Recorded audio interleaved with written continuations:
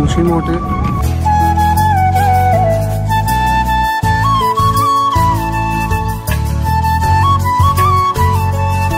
आज के हमारे प्लान होच्छे बद्रीनाथ मंदिर दर्शन करब।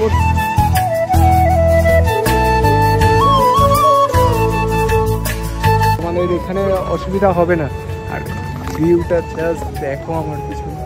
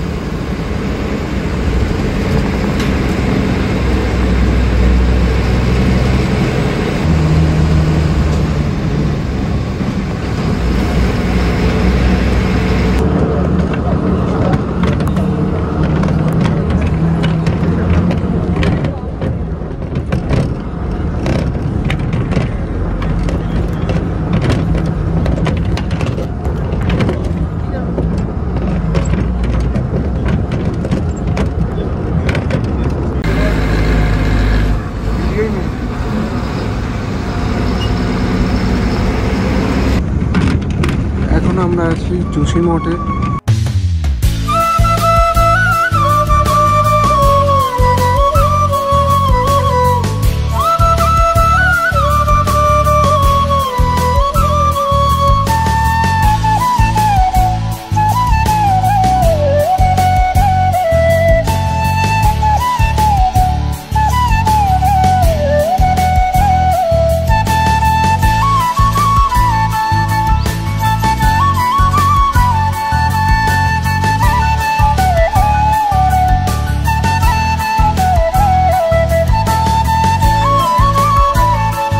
गुड मर्निंग सबाइके। तो আমরা কালকে রাত্রিরে পিপলকোটিতে এসে পৌঁছেছিলাম রাত্রি 8:30 পৌনে 9টায়। আর এখন আমরা যাচ্ছি বদ্রীনাথ মন্দির দর্শন করতে। আজকে আমাদের প্ল্যান হচ্ছে বদ্রীনাথ মন্দির দর্শন করব, তারপর যাব মানাগ্রাম দেখে যদি পারি বাসুধারা ফলসটা দেখার চেষ্টা করব, যদি হয়তো, আর না হলে আমরা আজকে আবার পিপলকোটি হোটেলে রিটার্ন করব। এই হচ্ছে আমাদের আজকের সারাদিনের প্ল্যান। সকালবেলা 6:30টার সময় বেরিয়েছি, এখনও যাচ্ছি। পিপলকোটি থেকে বদ্রীনাথ মন্দিরের ডিস্টেন্স হচ্ছে 80 কিলোমিটার। মাঝখানে जोशी मठ পেরিয়ে চলে এসেছি। जोशी মঠের এরিয়াটা দেখলাম আমরা অনেকটাই ডাউন হয়ে গেছে। আর এই দিকের কেদারনাথের রাস্তা যতটা খারাপ, বদ্রীনাথের রাস্তা ততটাই ভালো।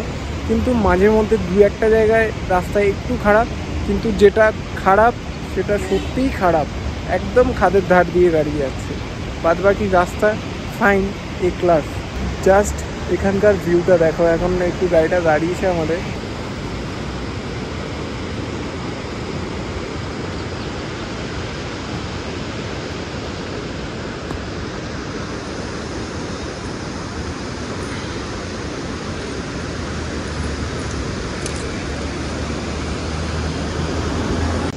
এই সিরিজটা তোমাদের কেমন লাগছে অবশ্যই কমেন্ট করে জানিও। ভালো লাগলে লাইক শেয়ার তো করে দাও, আর চ্যানেলটা সাবস্ক্রাইব করে দাও।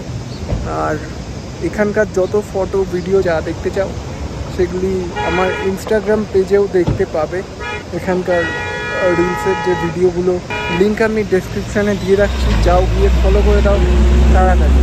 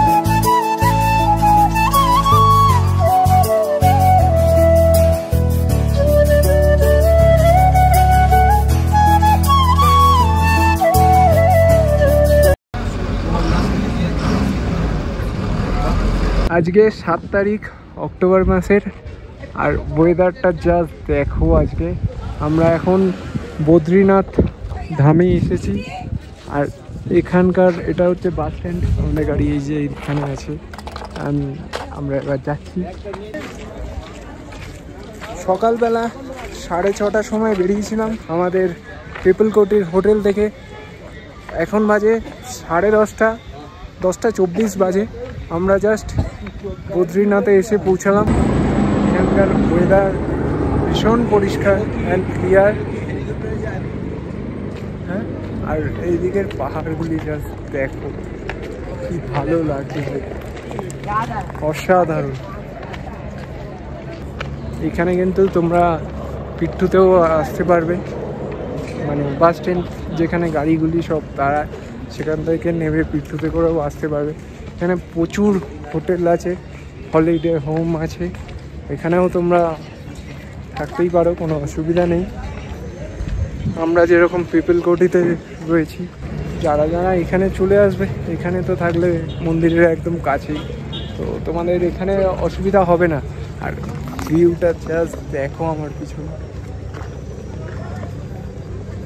এত সুন্দর একটা ভিউ দেখো তোমরা, এতটা অপূর্ব লাগছে। আর ওয়েদার পুরো ক্লিয়ার।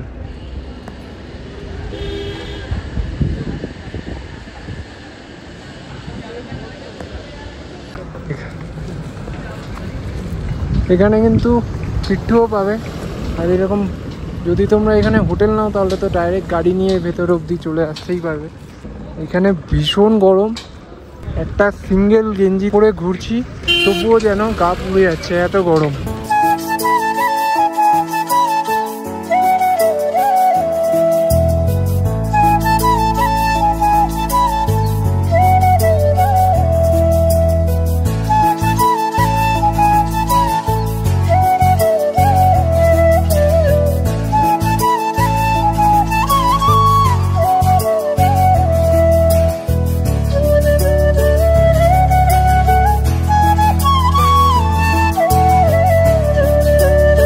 এটা কিন্তু অনেকটা হাই অল্টিটিউডে আছে।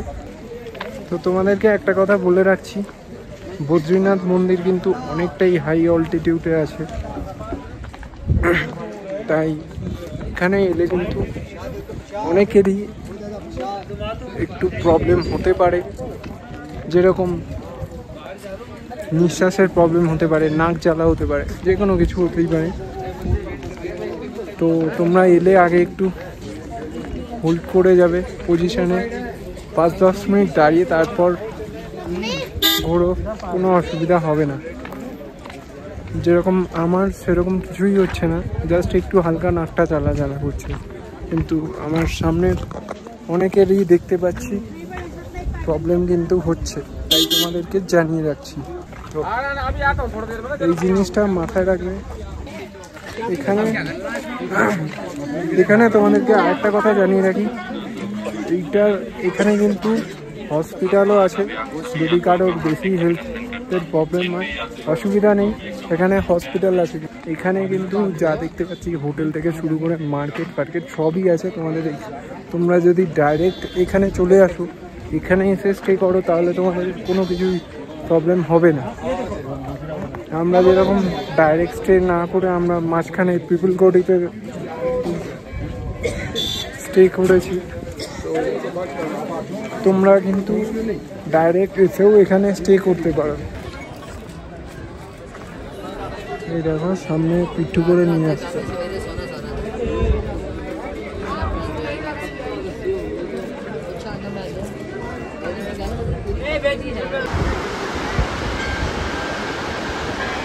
বাবা বদ্রীনাথের মন্দির প্রথম দর্শন করলাম, তোমাদেরকেও করিয়ে দিচ্ছি বাইরে থেকে। ভেতরে যাচ্ছি, ভিড়টা দেখো, এইদিকে কত ভিড়। বদ্রীনাথ মন্দিরে যাওয়ার দুটো রাস্তা, একটা হচ্ছে এই রাস্তাটা, এদিক দিয়ে যাওয়া যাচ্ছে পুরো ঘুরে, আর একটা এই রাস্তা যেটা দিয়ে আমি যাচ্ছি।